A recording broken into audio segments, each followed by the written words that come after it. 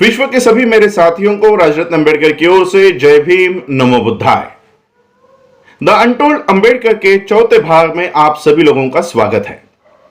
1930 में डॉक्टर बाबा साहब अंबेडकर जी को लंदन में हो रहे राउंड टेबल कॉन्फ्रेंस के लिए न्योता भेजा गया।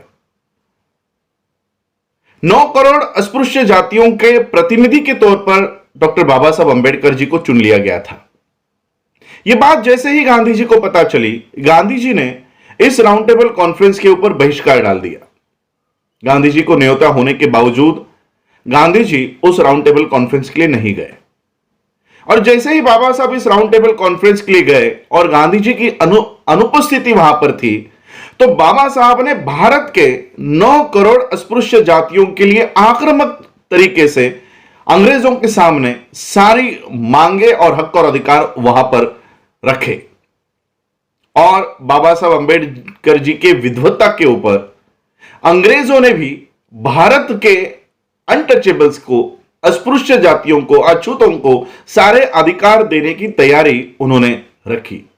ये बातें राउंड टेबल कॉन्फ्रेंस में हो रही सारी बातों को यहां भारत में टाइम्स ऑफ इंडिया ये न्यूज़पेपर छाप रहा था।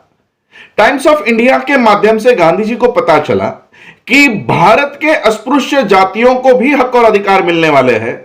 और तब गांधी जी को अपनी गलती का एहसास हुआ कि पहले राउंड टेबल कॉन्फ्रेंस में अगर गांधी जी वहां पर होते तो शायद बाबा साहब को रोक सकते थे। पहली राउंड टेबल कॉन्फ्रेंस खत्म हो गई और दूसरी राउंड टेबल कॉन्फ्रेंस की शुरुआत हुई। अंग्रेजों को लगा कि पहले राउंड टेबल कॉन्फ्रेंस में गांधी जी ने बहिष्कार डाल दिया है, तो दूसरे राउंड टेबल कॉन्फ्रेंस के लिए उनको बुलाने का कोई मतलब नहीं बनता। तो बिना गांधी जी को इनविटेशन देते हुए राउंड टेबल कॉन्फ्रेंस द्वितीय सेकेंड राउंड टेबल कॉन्फ्रेंस की शुरुआत हुई। लेकिन गांधी जी बिना आमंत्रण के सेकेंड राउंड टेबल कॉन्फ्रेंस में पहुंच गए।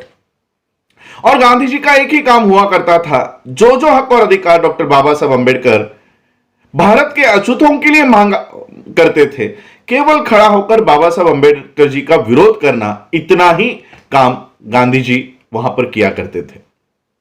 लेकिन बाबा साहब अंबेडकर जी के नॉलेज के वजह से, बाबा साहब अंबेडकर जी के विद्वत्ता के वजह से बाबा साहब अंग्रेजों को भारत के अछूतों की सारी समस्या वहां पर रखने में कामयाब हो रहे थे। तो गांधी जी ने वहां पर एक छुपा षड्यंत्र किया। वहां पर भारत के मुस्लिम्स, इनका जो डेलीगेशन गया था सर आगा खान इनके नेतृत्व में, गांधी जी ने इस मुस्लिम डेलीगेशन को अपने वहां खाने के लिए बुलाया। गांधी जी ने इन मुस्लिम सारे नेताओं को खाना खिलाने के बाद 14 मुद्दे एक कागज पे लिखे और नीचे दस्तखत करके इन मुस्लिम नेताओं को दिया और उनको कहा कि आपके सारी मांगों का मैं समर्थन करता हूं, आपके सभी हक और अधिकार को मेरा समर्थन है। एक तरफ गांधी जी सारे हक और अधिकार मुसलमानों को देने के लिए तैयार थे और दूसरी तरफ अछूतों के हक और अधिकार के खिलाफ थे। मुस्लिम डेलीगेशन ने वो कागज लिया, सारी मांगे उन्होंने पढ़ी और गांधी जी का समर्थन है ये देखते हुए भी मुस्लिम डेलीगेशन ने गांधी जी को सवाल किया कि गांधी जी, इसके बदले में आपको क्या चाहिए, हम क्या कर सकते हैं इसके बदले में आपके लिए। तो गांधी जी ने कहा, कल सुबह जब राउंड टेबल कॉन्फ्रेंस की शुरुआत होगी और जैसे ही डॉक्टर बी.आर. अंबेडकर अपने चेयर से उठकर जो जो हक और अधिकार भारत के अछूतों के लिए मांगने वाले हैं, वो सारे हक और अधिकार का विरोध आपको करना है।